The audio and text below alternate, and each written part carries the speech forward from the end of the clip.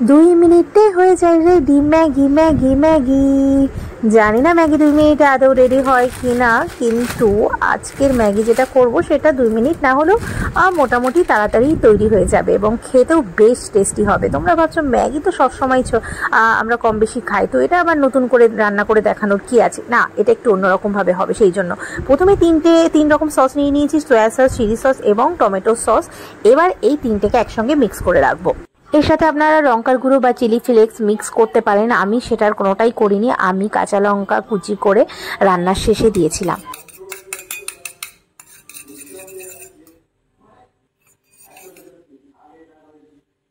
এবার একটা কড়াইতে তেল গরম করতে দিলাম, তারপর গরম হওয়ার পর তার মধ্যে আলু কুচি, পেঁয়াজ কুচি এগুলো ছেড়ে দিলাম। এবার এগুলোকে একটু ভেজে নেব।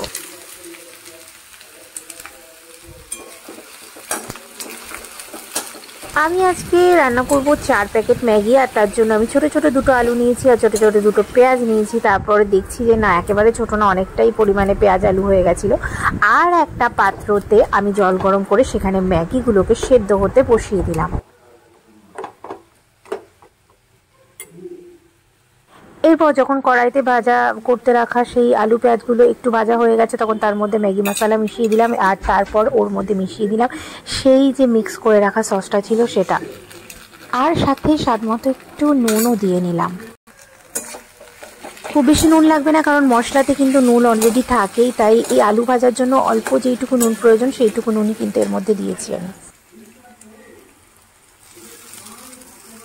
এবার সেদ্ধ করে জল ঝরিয়ে রাখা ম্যাগিটা কড়াইয়ের মধ্যে ঢেলে নিলাম এবং এক একে এটাকে মিক্স করব। আর তার মধ্যে আমি একটু করে ওই মশলাগুলো, বাকি যা যা মশলা ছিল, যেহেতু 4 প্যাকেট ছিল, সব মশলাগুলো এক এক করে ওর মধ্যে দিয়ে দিলাম।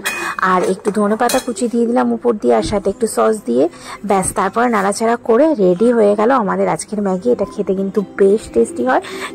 তো সবশেষে বলে রাখি, এটা কোনো হেলদি রেসিপি নয় ঠিকই, কিন্তু এটা একটা ভীষণ রকমের টেস্টি রেসিপি। তো রোজ রোজ না খাওয়া গেলেও মাঝে সাঝে 1-2বার করা যেতেই পারে এরকমভাবে ম্যাগি। তো যাই হোক, এই ব্লগটা এখানে শেষ করছি। সকলে ভালো থাকুন, সুস্থ থাকুন, টাটা।